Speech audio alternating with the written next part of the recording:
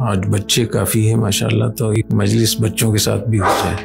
हमारे बच्चों का मुस्तकबिल क्या होगा और इनकी ज़िंदगी कैसे गुजरेगी, दीन के लिहाज से, सेहत के हवाले से, सलाहियतों के हवाले से, और उसका अगर हमने बंदोबस्त नहीं किया तो फिर इनका गुनाह भी हमें होगा, वालिदैन को। और ये बात बहुत सोचने की है कि जिस माहौल में हम रह रहे हैं, इस माहौल को अगर 1, 2, 3, 4 करके इसको अगर नंबर लगा लें, ये कैसा माहौल है।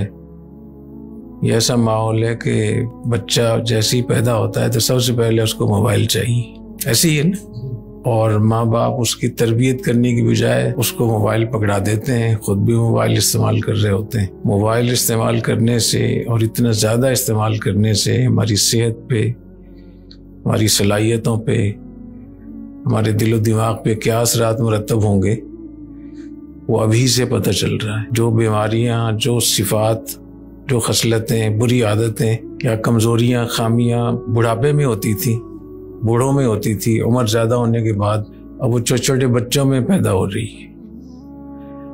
चिड़चिड़ापन ये बूढ़ों में होता था उम्र ज़्यादा होने से, गुस्सा आना, जिद करना, किसी की बात को बर्दाश्त न करना, जल्दबाजी, टेंशन, डिप्रेशन, ये बच्चों में चीज़ें पैदा हो रही। जो बच्चे 15 से 20 साल के दरमियान हैं, उनसे कोई चीज़ सुनकर देखें तो वो जो मखसूस बीमारी होती है ना बूढ़ों की, जिसमें अल्फाज बीच से निकल जाते हैं, गायब हो जाते हैं, याददाश्त कमज़ोर हो जाती है, वो अभी से मुब्तला हो गए हैं इसमें। दूसरा है कि इंसान की सेहत के लिए जो अल्लाह ने निज़ाम बनाया था, फितरी निज़ाम, कुछ चले फिरे, कुछ हरकत करे, कोई वर्जिश करे, तो चीज़ें सारी ऐसी सबके पास होती हैं कि हर चीज़ बस उंगली और बटन दबाने से हो रही है। कहीं चलना फिरना, फिर जो खाना पीना है वो ज़्यादातर उसमें ऐसी चीज़ें जिससे मोटापा बहुत ज़्यादा आता है। और देख लें बहुत ज़्यादा मोटापा फैला हुआ है, और अहादीस शरीफा में क़यामत की अलामात में से मोटापे को भी जिक्र किया है। वयज़हरुस्समन, मोटापा उसमें ज़्यादा हो जाएगा। मोटापा जो है ये उम्मुल अमराज है। इस मोटापे की वजह से दिल की बीमारियाँ, दिमागी बीमारियाँ, शुगर, ब्लड प्रेशर और बहुत सारी चीज़ें वो खुद ब खुद साथ आती हैं। तो ये जो जिस्म जब मोटा हो जाता है तो उसकी जो रगें होती हैं उसकी वो काफ़ी फैल जाती हैं। खून तो कम है, वो खून उन जगहों तक पहुंच नहीं पाता, उसकी वजह से सेहत बहुत ज़्यादा मुतासिर होती है। और तो मोटापा बहुत आ रहा है। उठना बैठना, रहन सहन भी उसमें है कि चलत फिरत कम है, और तरबियत की तरफ ध्यान नहीं है कि माँ बाप को बच्चों की सेहत का भी फिक्र हो, कि उनको कुछ ऐसी चीज़ें करवाएं जिससे उनकी सेहत बेहतर हो, उनको जिम में भेजें, उनको बाकायदा वो खेलते भी हैं तो कंप्यूटर पे खेल रहे होते हैं। किसी डॉक्टर के पास कोई मोटा बच्चा गया था तो उसने कहा कि आप खेला करें, तो उनका मैं तो बहुत खेलता हूँ। तो पूछा कितनी देर खेलते हैं, कहते जब तक बैटरी लो नहीं हो जाती। और फिर गेमें भी आजकल ऐसी आ रही हैं जिससे आदमी खुदकुशी पर आमादा होता है, किसी को मार धाड़ पे, इंतहाई इक़दाम के ऊपर, दिमाग के ऊपर जो एक प्रेशर होता है जिससे आदमी को दिल और दिमाग की बीमारियां पैदा होती हैं, वो आज की गेमों से बहुत ज़्यादा बीमारियां शुरू होती।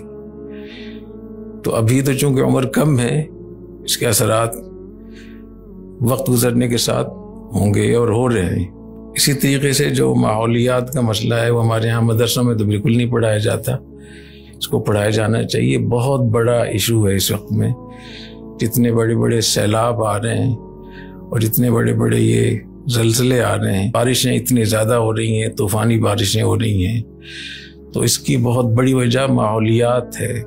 इस माहौल में इतनी गरमाइश और इतनी मशीनें और इतने केमिकल और ऐसी चीज़ें इसमें फिर रही हैं कि जब तक इसका बंदोबस्त नहीं करेंगे तो बहुत ज़्यादा नुकसान हो सकता है। जो बच्चे अभी पैदा हो रहे हैं 20 साल के बाद उनकी क्या कैफियत होगी, और जो भी 20 साल के हैं वो 40 साल के बाद कैसे होंगे। ये वो बहरान है जो हमारे सामने है। अक्लमंद वो है जो मुसीबत के आने से पहले से उसकी बंदोबस्त करे। मैं समझता हूँ इस पे काम करना चाहिए, और जितने भी मुतल्लिका इदारे हैं, शोबे हैं, उन सबको मिलकर इसका हल ढूंढना चाहिए। वरना ये बच्चे जो है ना, ये इनकी जवानी तो आएगी नहीं, बीच में जवानी से पहले ही बूढ़े हो जाएंगे। और है बच्चों में ताकत कितनी है, 60 साल का बुढ़ा अगर हाथ पकड़ के देख ले तो जोर लगाता है, छुड़ा ही नहीं सकेगा। बहुत तेज़ी के साथ सलाहियतें कमज़ोर हो रही हैं, याददाश्तें बहुत ज़्यादा मुतासिर हो रही हैं। नफ्सियाती तौर पे लोग डॉक्टरों के पास, अभी बच्चे जा रहे हैं जिनको टेंशन और डिप्रेशन की बीमारी, ऐसे ऐसे बच्चों में जिद आ गई है कि वो मानते ही नहीं, वो किसी से डरते भी नहीं, डरते हैं अगर कोई डराए तो। आजकल ये भी एक सिलसिला चला हुआ है कि बच्चों को कहना कुछ नहीं, उनको अपने हाल पे छोड़ दें, जो चाहे करें। तो ये तरीका तो सही नहीं है। माँ बाप को तो चाहिए उनको समझाएं, बताएं, समझाने के जो भी तरीका हो। लेकिन ये कहते हैं कि आजकल जदीद ये है कि बच्चों को कुछ भी ना कहें, जो वो शरारतें करते रहें, कुछ ना कहें। तो जो चीज़ें मगरिब से आती हैं उनको हम फौरन आंखें बंद करके ले लेते हैं। फिर 20-30 साल के बाद जब उनकी रिसर्च तब्दील होती है तो फिर हम भी फौरन तब्दील कर लेते हैं। तो हम अंधे मुक़ल्लिद बने हुए। तो हमें अपना देखना चाहिए कि हमारी सकाफत, हमारा कल्चर, हमारी रिवायात, हमारी मशरिक़ी रिवायात, हमारी दीनी इस्लामी रिवायात, हमारा ख़ानदानी निज़ाम बर्बाद हो जाएगा इसकी वजह से। मुझे कई बड़ी सदा के लोग आकर कहते हैं, और बाज़ उलमा ने मुझे बताया, तो मैंने कहा आप बीमार रहते हैं तो आपके साहबजादे आपका कितना पूछते हैं? कहते साल में अगर एक दफ़ा मुझसे मिल लें तो बहुत अच्छी मुझे खुशी होती है। साल में 80 साल का बूढ़ा बाप है, आलिम दीन है, और बच्चे एक दफ़ा साल में मिल लें और बैठे होंगे एक ही जगह, फैक्ट्री से, कारोबार से, दुकान से वालिद आएगा तो बराबर वाले कमरे में वो लैपटॉप लेके बैठा हुआ है। वो पूछता नहीं है कि बुखार हो जाए, वो करा रहा है, उसको ज़रूरत है मदद करने की, किसी डॉक्टर को बुलाना है, तो वो उसको फुर्सत ही नहीं। तो क्या होगा आगे चल के? क्योंकि ये चीज़ तो अभी आई है ना, इसके असरात तो 10 साल और 20 साल के बाद होंगे। तो इसका अंदेशा है कि अगर हमने ऐसी, जैसे अभी इस टेक्नोलॉजी को ऐसी ले लिया, पहले इसके कोई मनसूबबंदी नहीं की हमने, तो उसके नताइज क्या देख रहे हैं। तो ये जो हमारा ख़ानदानी निज़ाम है इस्लाम का, दीन का, हमारे इस खित्ते का, ये बहुत बड़ी नेमत है, बहुत बड़ी रहमत है, बहुत बड़े दिफा है। ये सेहत के लिए भी बहुत अच्छी चीज़ है, और ख़ानदानी निज़ाम के लिए, सिला रहमी के लिए, शादी गमी में, खुशी में, बीमारी में। तो अल्लाह ताला इसकी हिफाजत करने की तौफीक अता फरमाए। और ये इसकी हिफाजत जब होगी जबकि इन बच्चों को भी थोड़ा सा कंट्रोल करना चाहिए, टेक्नोलॉजी के ज़रिए से भी कंट्रोल करें और इसके ज़रिए से भी कंट्रोल। इसमें बहुत असर है। वअंज़लनल हदीदा फ़ीही बअसुन शदीदुन व मनाफ़िउ लिन्नास। हुज़ूर अकरम सल्लल्लाहु अलैहि वसल्लम ने इरशाद फरमाया कि बच्चे की उम्र 7 साल हो जाए तो उसको नमाज के लिए कहो, नहीं पढ़ रहा तो कहो। 10 साल उम्र हो जाए तो नमाज के लिए कहो, ना पढ़े तो क्या करो? तो आपकी साइंस कहाँ है? हुज़ूर अकरम सल्लल्लाहु अलैहि वसल्लम की साइंस और आपका हुक्म थे उसको लगाओ। तो इसलिए बच्चों को ठीक भी करना चाहिए। मेरे बेटे यहाँ बैठे हुए हैं तो इनको मैंने कभी नहीं मारा, मुझे याद नहीं है।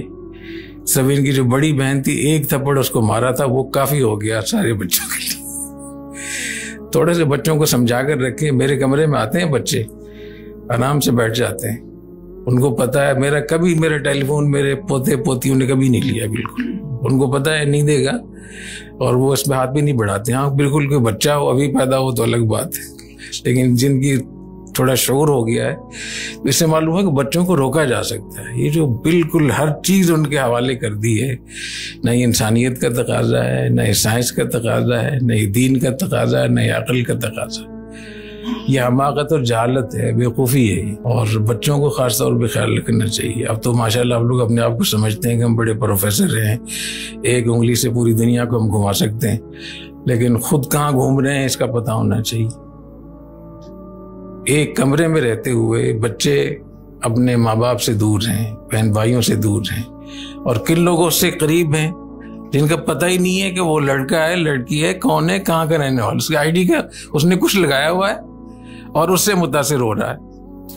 यहाँ कराची के वाक़े में आपको बताता हूँ, लड़के और लड़की की दोस्ती हो गई। ये मुझे खुद बताया उन्होंने, जिस घर का ये वाक़या है उन्होंने खुद मुझे बताया, ये कोई मनगढ़ंत चीज़ नहीं है।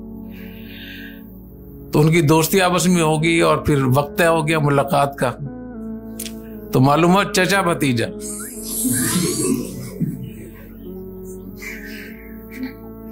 चचा भतीजा अपने सामने इंतहाई शर्मिंदा हुए। तो मुझे उनमें से किसी एक ने बताया, उन्होंने कहा कि यहाँ तक बात पहुंच रही है, तो कहाँ घूम रहे हैं, इंतहाई दर्जे की बेवकूफ़ी है। बेवकूफ़ी भी है, सादगी भी है, और इसमें मारे जाएंगे आप लोग, कोई पूछने वाला भी नहीं होगा।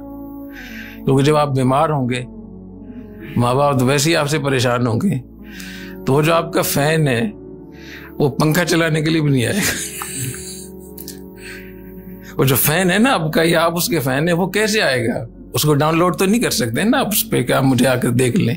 एक बहुत नेक आदमी, मैं बता ही दूं कहाँ कहाँ चीजें हो रही हैं। एक साहब ने बताया, ये भी कराची का वाकया है, और जिनके जहाँ ये वाकया वो उन्होंने खुद मुझे बताया। एक साहब ने कहा कि मेरा बिल बहुत आ रहा था इंटरनेट का। तो मैंने कहा मैं तो इंटरनेट बहुत कम इस्तेमाल करता हूँ। तो फिर मैंने उसके माहिरीन को बुलाया कि देखें इसको कौन इस्तेमाल कर रहा है। तो मालूम है कि इमाम साहब इस्तेमाल करते, और इमाम साहब भी बूढ़े, और जब उसको जाकर देखा तो इंतहाई नागुफ्ताबी और नाजेबा चीजें देखी उन्होंने।